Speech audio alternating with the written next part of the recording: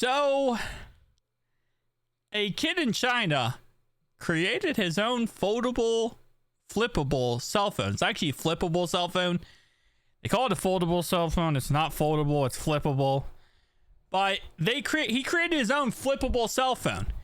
He used a 3D printer and a bunch of old phones in his house to create this monstrosity. Like, in the end, does it look really that good? No.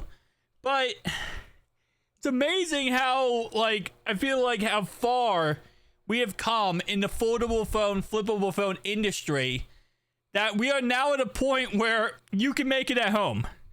Now, obviously not everyone's going to be able to do this. Obviously, this is a situation where, you know, this kid obviously is a genius, right? Plus the fact of putting the genius with the resources of having a 3D printer, being able to print out a shell of this phone, creating a chassis out of a 3D printer, taking a foldable, taking a phone. So here's my thought process, okay? If you've ever removed, like when you have a cell phone, right? Whatever cell phone you have, let's say you have an iPhone, okay? You have a glass layer and then you have a digitizer layer. The digitizer layer is below the glass layer. Digitizer layer can actually fold. So, like, for example, you take the glass layer away, you can actually fold the digitizer layer. So I think what he did was he took the digitizer layer, made a chassis out of 3D printing, right? And then just not taped, but maybe glued the digitizer layer to the actual chassis. I believe that's what he did, because you can actually bend a digitizer layer. You can't bend a glass layer.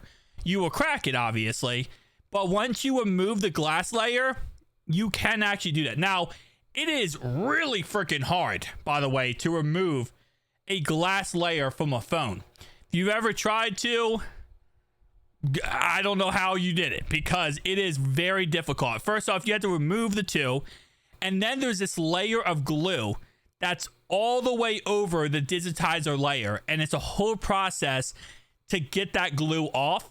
There's a couple of different methods. One, there's this acid that you could pour on it, and it kind of slowly dissolves it, and then you use a spinning tool to go ahead and get it off.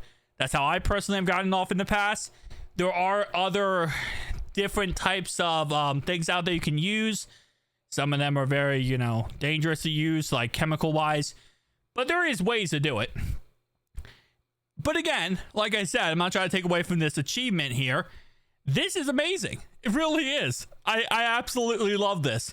And with, again, foldable phones, not really fold, but flippable phones becoming more cheaper and a lot easier to obtain, it's really cool, to see someone actually create their own. So, across the board this year, we're going to see a fan edition of the fan edition of the Z Flip 7. So, and that's going to be probably in the ballpark range of $699, $700. But Motorola is going to come out with their Razr series, and it's going to be cheaper and cheaper. And we're just going straight down the price tags here and make it a lot more affordable for the general public to be able to afford these cell phones. So, always awesome. Tell me down below your thoughts and opinions, though. I'll see you guys next one.